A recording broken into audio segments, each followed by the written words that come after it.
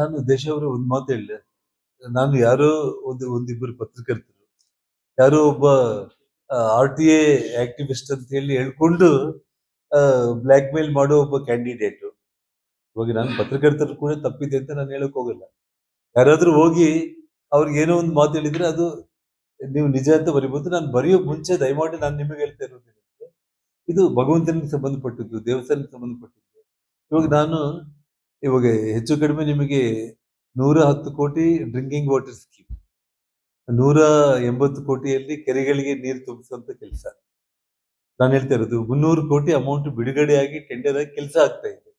6 ಕೋಟಿಯಲ್ಲಿ ಒಂದು 40-50 ಲಕ್ಷ ವರ್ಕ್, ಅದು ಕೂಡ 25% ಅಮೌಂಟ್ ಸರ್ಕಾರದ ಕಡೆಯಿಂದ ಡ್ಯೂ ಇರುವಂತ ಈ ಸಂದರ್ಭದಲ್ಲಿ ಯಾರು ಹೇಳಿದ್ರು ಅಂತ ಹೇಳಿ ನೀವು ಯಾವುದೋ ಒಂದು ರೀತಿಯಲ್ಲಿ ಬರೆದು ಈ ರೀತಿ ಮಾಡೋದ್ರಿಂದ ನಿಮ್ಮ ಮನಸ್ಸಾಕ್ಷಿಗೆ ಅದು ಸರಿ ಅಂತ ಯಾವ ಪತ್ರಕರ್ತರಿಗಾದ್ರೂ ಅನಿಸಿದ್ರೆ ನಾನು ಅವರಿಗೆ ಮತ್ತು ಭಗವಂತನಿಗೆ ಬಿಡ್ತೀನಿ.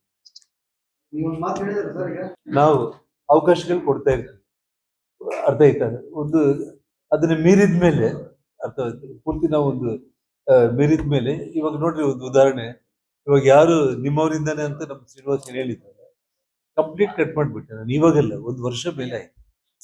ಎಲ್ಲ ಅಧಿಕಾರಿಗಳು ಎಲ್ಲರೂ ಬಂದು ಹೇಳೋದೇ, ಸರ್ ನಮಗೆ ಸಾಕಾಗೋಗಿದೆ ಸರ್, ನಾನು ಟ್ರಾನ್ಸ್ಫರ್ ಮಾಡ್ಕೊಂಡು ಹೋಗ್ಬಿಡ್ತೀನಿ ಸರ್ ಊರು ಬಿಟ್ಟು. ಏನು ಟೆನ್ಷನ್ ಸರ್, ದಿನ ಬೆಳಿಗ್ಗೆ ಇದ್ರೆ ಬ್ಲ್ಯಾಕ್ ಮೇಲ್ ಅನ್ನೋಂಥವ್ರನ್ನ ತಾವ್ ಹೇಳಿದ್ರಲ್ಲ, ಬಂದಾಗ ಜೊತೆಯಲ್ಲಿ ಬಂದ್ಬಿಟ್ರು. ಏನು ನಮಗೂ ಕಿರೀಟ ಸಿಗ್ತತೆ, ನಮ್ಮ ಮನೆ ತುಂಬಾ ಕಂಪ್ಲೀಟ್, ನಾವು ದಿನ ಎಣಿಸ್ಕೋಬಹುದು ಕೌಂಟಿಂಗ್ ಮಿಷನ್ ಇಟ್ಟಂತ ಹೇಳಿ. ಅದು ಅವಕಾಶ ಯಾವಾಗ ತೆಗಿಲಿಲ್ಲನು ಅವ್ರು ಆಟೋಮೆಟಿಕ್ ಆಗಿ ಏನು ಅಲ್ಲ ಒಂದು ರೀತಿ ಇಂಡೈರೆಕ್ಟ್ ಆಗಿ ನಾನು ಕರೆಸಿ ಮಾತಾಡಲೆ ಅನ್ನೋದಕ್ಕೆ ಇಂಥ ಒಂದು ಮಾರ್ಗಗಳನ್ನ ಕೂಡ ಹುಡುಕ್ತಾರೆ. ಅದಕ್ಕೆ ಕೆಲವೊಂದು ಅವ್ರು ಏನಪ್ಪಾ ಅಂತಂದ್ರೆ ಪ್ರಾಬ್ಲಮ್ ಕ್ರಿಯೇಟ್ ಮಾಡಿ ಆ ಪ್ರಾಬ್ಲಮ್ ಅದೇ ಹಿಂಗ ಆಯ್ತಲ್ಲ ಅಂತಂದ್ರೆ, ಸರ್ ನನಗೆ ಬಿಟ್ಬಿಡ್ರಿ ಸರ್, ನಾನು ಸಾಲ್ವ್ ಮಾಡ್ತೀನಿ ಅಂತ ಹೇಳಿ ಹೋಗಿ ಸಾಲ್ವ್ ಮಾಡಿ ಇವ್ ನನ್ನ ಜೊತೆಲಿ ಇರ್ಬೇಕು ಅಂತ ಅನ್ಕೊಳ್ತೀವಿ. ಫಸ್ಟ್ 2-3 ಸಲ ಆದ್ಮೇಲೆ ಅವ್ನು ಕಳ್ಳ ಅಂತ ಗೊತ್ತಾಗ್ಬಿಡ್ತೈತೆ. ಅದಾದ್ಮೇಲೆ ನೀವು ಸಹವಾಸನೆ ಬೇಡ ಅಂತ ಬಿಟ್ಟೇ ಬಿಡ್ತೀವಿ.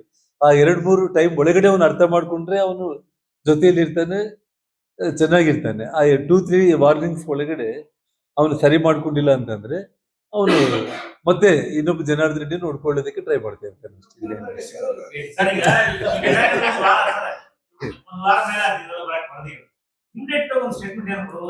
ನಾನು ಆಕ್ಚುಲಿ ಏನಂತಂದ್ರೆ ಅಲ್ಲಲ್ಲ ಒಂದ್ ಮಾತು ಹೇಳ್ತಾ ಇದ್ದೀನಿ, ಅಧಿವೇಶನ ಇರೋದು ಪೂರ್ತಿ ನಿಮ್ಗೆ ಗೊತ್ತಿದೆ, ಕಂಟಿನ್ಯೂಸ್. ನಾನು ಅಲ್ಲಿದ್ದಾಗ್ಲೇ ನನ್ನ ದೃಷ್ಟಿಗೆ ಬಂದಾಗ ನಾನು ಒಂದ್ ಮಾತು ಹೇಳ್ತಾ ಇದ್ದೀನಿ. ಮತ್ತೆ ಇದೇನು ಕೃಷ್ಣ ಅವ್ರು ಇದಾರೆ, ನೇರವಾಗಿ ಹೇಳ್ತೀನಿ, ಅವ್ನು ಯಾರು ಅಸಮರ್ಥವಾಣಿ ಬರ್ದಿದ್ದಾರೆ ಅಂದ್ರೆ ನನಗೇನು ಅದ್ರ ಬಗ್ಗೆ ಪ್ರಾಬ್ಲಮ್ ಇಲ್ಲ. ಆದ್ರೆ ನಮ್ ಕೃಷ್ಣ ಅವ್ರ ಬಗ್ಗೆ ನನ್ಗೆ ತುಂಬಾ ಗೌರವ ಇದೆ. ಎಲ್ಲಿ ಯಾವುದೇ ಕಾರ್ಯಕ್ರಮ ನಿಜವಾಗ್ಲೂ ಹೇಳ್ತಾ ಇದ್ದೀನಿ, ಡೀಪೆಸ್ಟ್ ವಿಲೇಜಸ್ ನಲ್ಲಿದ್ರು ಕೂಡ ಬರ್ತಾರೆ. ಇದುವರೆಗೆ ನಾನು ಇಷ್ಟು ವರ್ಷಗಳಲ್ಲೂ ಕೂಡ ನನ್ನಿಂದ ಅವ್ರು ಏನೂ ಬೆನಿಫಿಟ್ ಮಾಡ್ಕೊಂಡಿಲ್ಲ. ಆದ್ರೆ ಅಂತವ್ರು ಈ ಸುದ್ದಿ ಮಾಡಿದಾಗ ನನಗೆ ಆಕ್ಚುಲಿ ಅದೇ ನಾನು ನೋಡಿದೆ ಕೃಷ್ಣ ಅವರೇ, ಅಲ್ಲಲ್ಲ.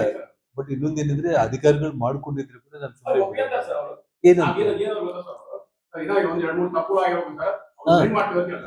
ಅದು ವಿಷಯ ಏನಂದ್ರೆ ಅದು ಕೂಡ ಕೃಷ್ಣ ಅವರೇ ನಾನು ಒಂದು ಮಾತು ಹೇಳ್ತಾ ಇದ್ದೀನಿ, ಪ್ರಯಾರಿಟಿ ಇಲ್ಲ ಅಷ್ಟೇ.